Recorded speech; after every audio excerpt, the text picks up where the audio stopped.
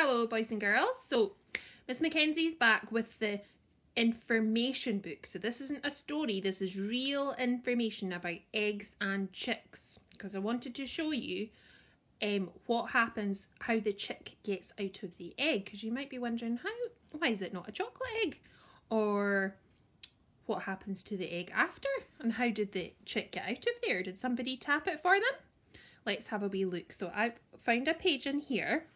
There's lots of different birds have eggs. So penguins, their baby penguin starts off as a little chick, a little egg and then a chick. We've got birds in the trees. They have little nests in their trees, and that's where they keep their eggs nice and safe. Okay.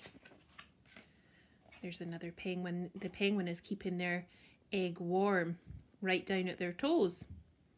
And they balance it on their feet. Do you think you could balance an egg on your feet? Can you imagine trying to balance an egg on your feet and walk along? You could put a little ball on there and see if you can walk along and keep the ball there without letting it roll off. And that's telling us what's inside the egg. So when the chick is laid, this is what's inside the egg.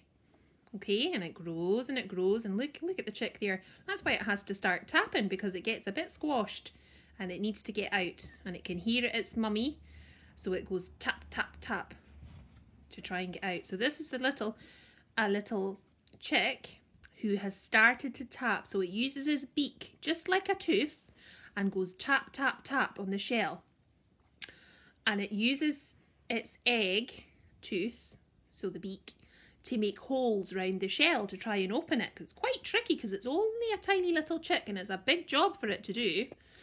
And the chick pushes the top of the egg and then has a wee rest, and then it pushes again and it has a wee rest, and then it pushes itself out of the shell. And then once its feathers get nice and dry, because it has to dry off a little bit, she's lovely and fluffy. And it doesn't need the shell when it's finished, so that's the last time that they have the shell. And there's some little baby chicks that live in their nest, and they're waiting for their mummy bird to bring back some food. So wonder what birds like to eat. Maybe you could go and find that out with your mummy or your auntie or your granny or your daddy or grandpa. What do birds like to eat? Maybe you could have a wee look. I think Miss Lewandowska has been making a little recipe of things that you can make to feed the birds. You could have a wee look at that.